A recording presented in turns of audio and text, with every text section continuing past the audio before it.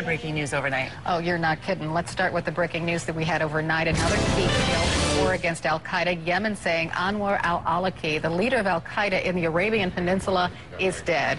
Al-Awlaki was considered even more dangerous than Osama bin Laden by some experts since he was a U.S. citizen. He was linked to the accused underwear bomber and the accused Fort Hood shooter. He was called the Internet bin Laden because of his skill for recruiting terrorists online. We are covering this on every front, digging for details on how they got him and reaction from Washington. Mohammed Jamjoom, Dan Lothian at the White House, Barbara Starr at the Pentagon, and CNN national security contributor Fran Townsend.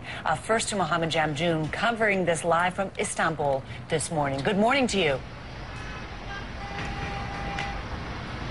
Good morning, and we just got a statement from a Yemeni government official. He says that this is a strong statement to the commitment of the Yemeni government to eliminate the threat emanating from AQAP within its borders. Also, a Yemeni government official telling me that Anwar al-Awlaki was in a convoy of vehicles when an airstrike hit his motorcade, that's how he was killed. Now, what remains to be seen at this point is if the U.S. played a role in this. Now, we know a few days after Osama bin Laden was killed that there was a drone strike aimed at killing Anwar al-Awlaki in Shabwa province. That was a few months ago. Anwar al-Awlaki narrowly escaped with his life, went back into hiding after that drone strike. That was a cooperation between the U.S. and Yemen on that drone strike. We're trying to find out today if it was indeed a drone strike, the nature of the airstrike, and if the U.S. was involved. Those details have yet to emerge at this time. Back to you. All right, Mohammed Jamjoom, thank you. Congressman Peter King, chairman of the House Homeland Security Committee, has released a statement in part saying, and I quote, "For the past several years, al-Awlaki has been more dangerous even than Osama bin Laden had been." Congressman King actually is on the phone right now. He joins us live. Congressman King, tell us, how important is this kill? This is absolutely vital. Earlier this year, while bin Laden was still alive, the head of the National Counterterrorism Center, Mike Leiter, testified before the Homeland Security Committee that al-Awlaki was significantly more dangerous than bin Laden, that he had become the leading terrorist in the world, that he was the greatest threat to our country. The main reason being he was American, he understood American life, American idiom. He's really been involved one way or the other since September 11th. He was actively recruiting. You mentioned the Christmas Day bombing, the Fort Hood attacks. There have been a series of arrests around the country, including just last year in New Jersey, of people linked to al-Awlaki. He was also attempting to link up with al-Shabaab in Somalia. So he was emerging as clearly in the al-Qaeda world as one of their top leaders. He was actually technically not even the head of al-Qaeda in the Arabian Peninsula, but he was their most dynamic leader. And I can tell you that U.S. intelligence officials were most concerned about al-Awlaki. In fact, my committee, we had a hearing scheduled for later next month on the extent of the threat from al-Awlaki. You've been briefed for some time now about efforts to get him. You are the Republican chairman of the House Homeland Security Committee. I assume you will likely be briefed again on details of this attack later on today, perhaps sometime. Are you assuming this was a drone strike? I'm certainly assuming that U.S. intelligence was involved. It was either a drone attack or a bomb attack. My understanding it was a 3 or 4 car convoy. And, you know, we almost got him several times before. We've been very aggressive in Yemen. I give President Obama tremendous credit on this. He signed the order basically saying get al-Awlaki dead or alive, whether or not he was an American citizen. Even though he was an American citizen still, he allowed our people to target him. It was the right decision to make. And it's, again, a significant victory for us. And all I would urge is, and I'm sure the administration will do it, is to keep the pressure on before al-Qaeda and any of its elements get the chance to reconstitute themselves. Yeah, we were looking at the FBI most wanted list, and there are plenty of people still on that list. Who's the next target? I mean, who should we be worried about now? Well, obviously we're going after Zawahiri. He's you know, the #1 man in al-Qaeda Central. But there's any number of others out there. You know, names that aren't always highlighted. Top tier, second tier, and again, even though these people are killed, al-Qaeda is still a threat. Having said that, the more we can diminish them, the more we can keep them on defense, the more we can keep them in hiding, the harder it is for them to reconstitute themselves. At the same time, because of the charismatic following that al-Awlaki had in this country, we have to be very much on our guard against a revenge killing right now, because they will definitely want to avenge this. Yeah, he was a good recruiting tool for al-Qaeda and for extremism, but there are plenty of operational people out there making bombs and teaching people how to make bombs right now, right?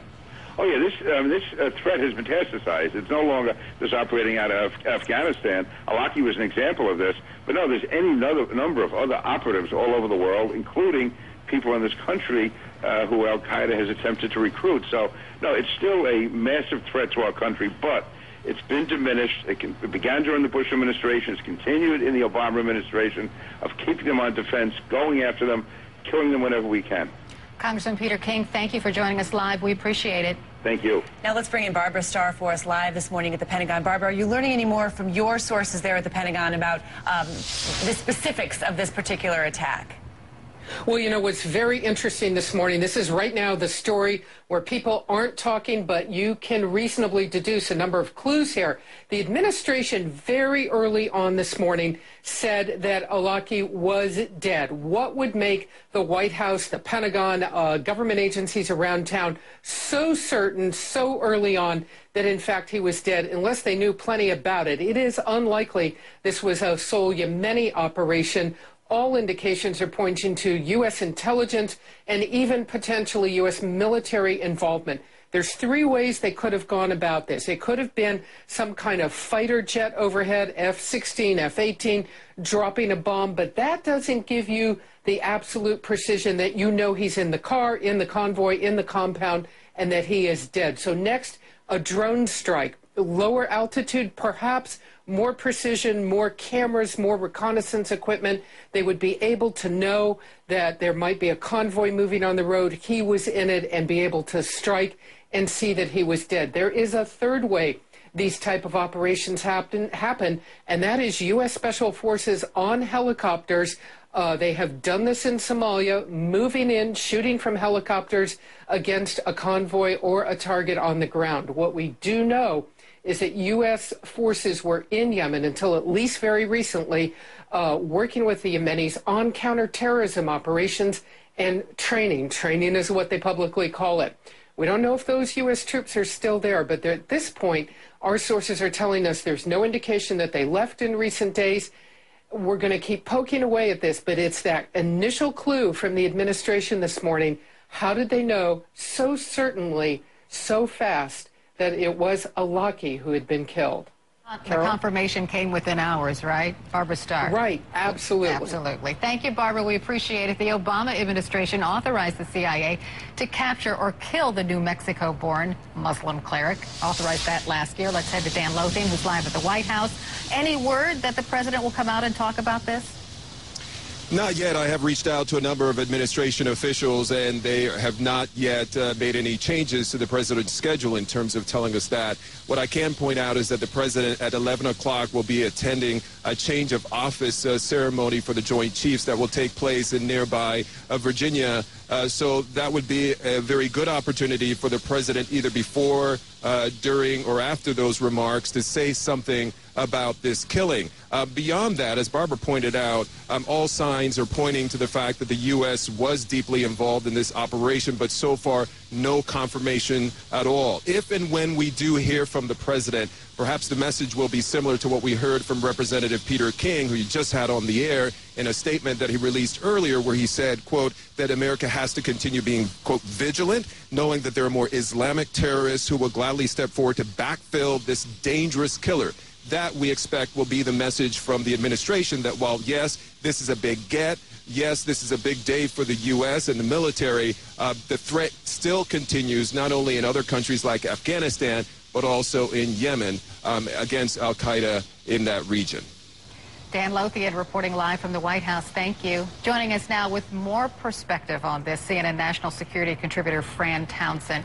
And I'd like to talk about Yemen itself, because that is a country in disarray. Its president just returned to the country. Now this happens. The government there is very unsettled. How worried should we be about that?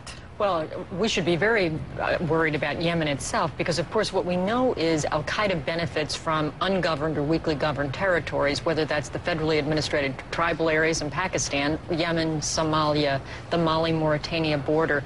All of these places allow them the real estate they need, if you will, to train and recruit and plan an attack. And so The chaos in Yemen is of particular concern. One, because of its proximity to the Straits of Hormuz. That's the area in the Persian Gulf between Saudi Arabia and Iran. We care because of it's on Saudi's southern border. 65% of the world's known oil reserves could be very disruptive if al-Qaeda was to use Yemen to launch an attack into Saudi.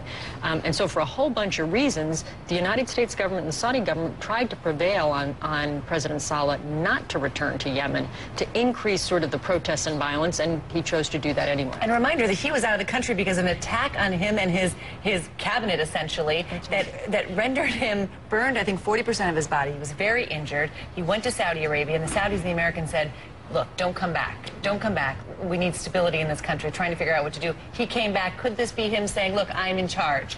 And he helped with the intelligence. Or after all these years, is finally helping. He wants United States support right now so he can keep his presidency in Yemen. Absolutely. Let's remember, just this week, there was an assassination attempt on the Yemeni Minister of Defense. I mean, this is completely chaotic, and absolutely he's looking for support. Traditionally, what he was looking for when I was in the White House during the Bush administration were arms and weapons to fight these folks. But he's certainly looking for, at a minimum, political support, and probably more than that. So interesting, too, that this was an American and that the United States government targeted an American on foreign soil. It's war. This is someone who had basically declared war against the United States and was doing a pretty effective job of radicalizing people against our interests. How important is it, his citizenship?